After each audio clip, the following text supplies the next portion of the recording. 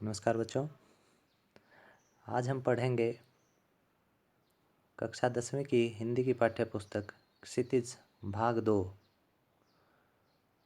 के अंतर्गत दिए गए पद जो कि सूरदास जी द्वारा रचित हैं। सर्वप्रथम देखते हैं सूरदास जी का जन्म परिचय। जन्म सूरदास जी का 1478 में माना जाता है। दो धारणाएं हैं। एक धारणा के अनुसार उनका जन्म मथुरा के निकट रुनकता या रेणुका क्षेत्र में माना जाता है, जबकि दूसरी जो मान्यता है उसके अनुसार इनका जन्म दिल्ली के पास सीही नामक स्थान पर हुआ। बच्चों, ये भक्ति धारा, सगुण भक्ति धारा के कवि हैं। सगुण भक्ति धारा में भी कृष्ण भक्त कवि सूरदास जी माने जाते हैं। 1583 में पारसौली में उनका निधन हुआ। इनके 3 प्रमुख ग्रंथ हैं, सूरसागर, साहित्य लहरी और सूर सारावली। इन तीनों में से उनका जो सूरसागर है वो सबसे ज़्यादा प्रसिद्ध हुआ। इन्हें वात्सल्य और श्रृंगार रस का कवि माना जाता है। इन्हें वात्सल्य सम्राट भी कहा जाता है। वात्सल्य सम्राट इन्हें क्यों कहा जाता है? क्योंकि श्री कृष्ण के बाल रूप का इन्होंने बड़ा ही मनोरम वर्णन अपने ग्रंथों में किया है, इसीलिए इन्हें वात्सल्य सम्राट भी कहा जाता है।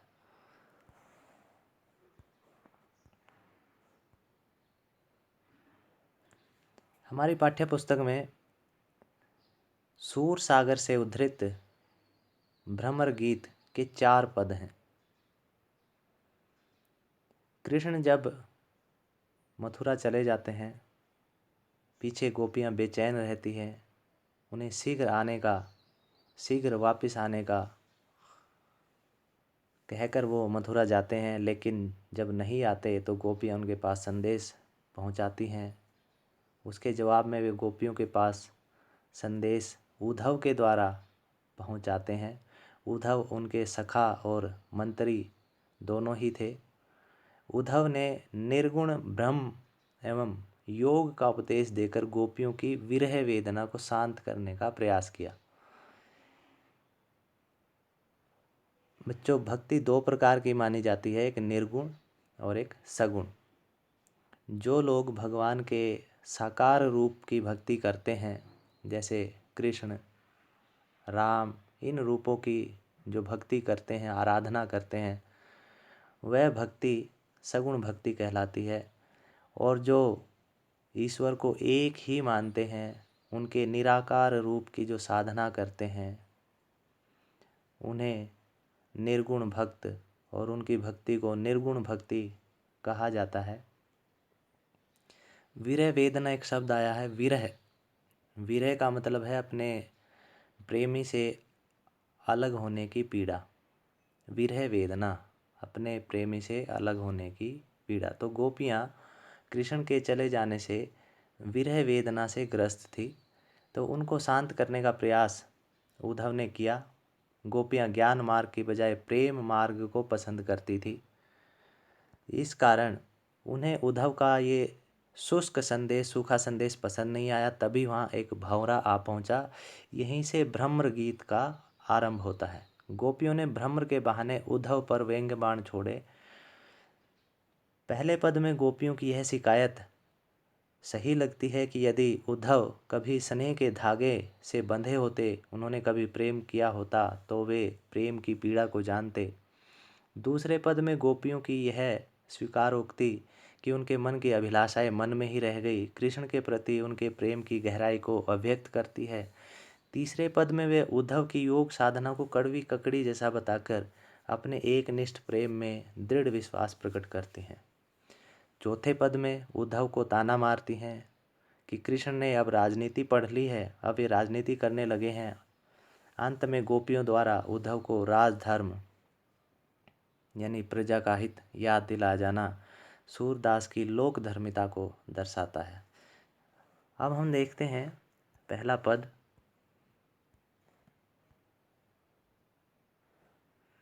पहले पद में गोपियाँ उद्धव पर व्यंग्य बाण छोड़ती हैं और क्या कहती हैं, उद्धव तुम हो अति बड़भागी। हे उद्धव, तुम बहुत भाग्यशाली हो। बड़भागी का अर्थ होता है भाग्यशाली। अति मतलब बहुत, अति बड़भागी बहुत भाग्यशाली। हे उद्धव, तुम बहुत भाग्यशाली हो। असल में वो उन्हें भाग्यहीन कहना चाहती हैं। व्यंग्य के द्वारा वे उन्हें अति बड़भागी कह रही हैं। अपरस रहत स्नेह तगाते, नाहिन मन अनुरागी। गोपियाँ उद्धव को कहती हैं कि तुम तो कृष्ण प्रेम के धागे से अलिप्त हो, उनके प्रेम धागे में बंधे नहीं हो। अपरस, अपरस का अर्थ होता है अछूता या अलिप्त। रहत मतलब रहते हो, स्नेह मतलब प्रेम, तगा मतलब धागा या बंधन। तो तुम कृष्ण के प्रेम से अछूते हो, तुमने अभी कृष्ण के प्रेम को अनुभव नहीं किया।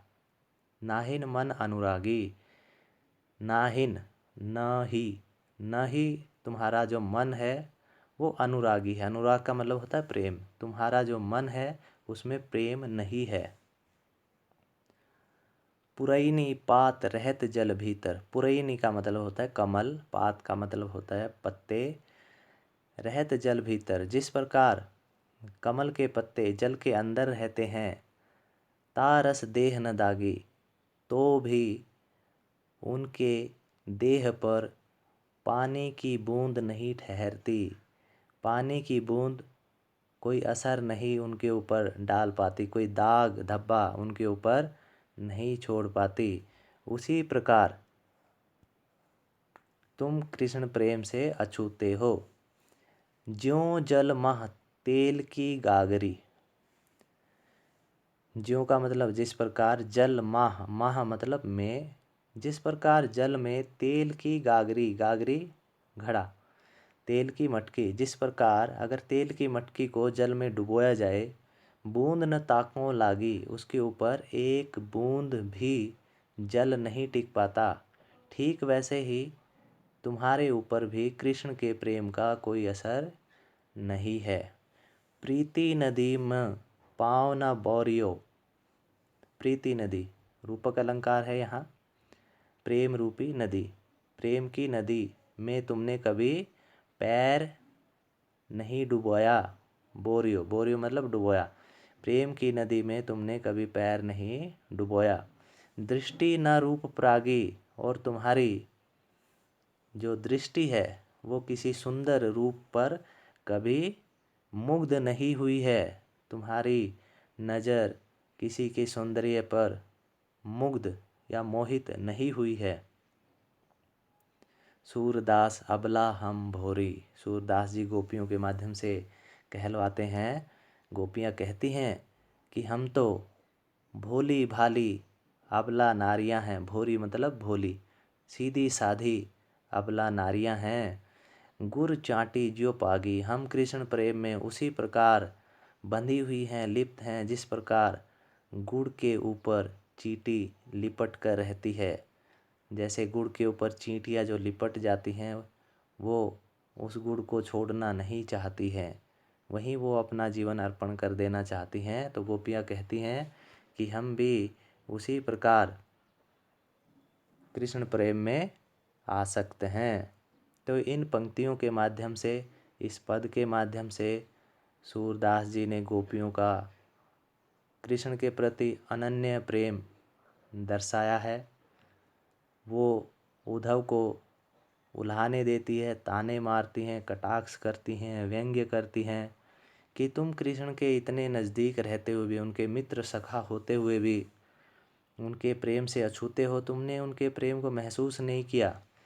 तो वे उन्हें कभी तो कहती हैं कि तुम तो कमल के पत्ते की तरह हो, कभी कहती हैं कि तुम तेल की मटकी की तरह हो, कभी कहती हैं कि तुमने प्रेम की नदी में, प्रेम रूपी नदी में कभी पैर नहीं डुबोया, और खुद को वो चींटियों के समान बताती हैं जो गुड़ पर लिपटी रहती हैं, उसे छोड़ना नहीं चाहती।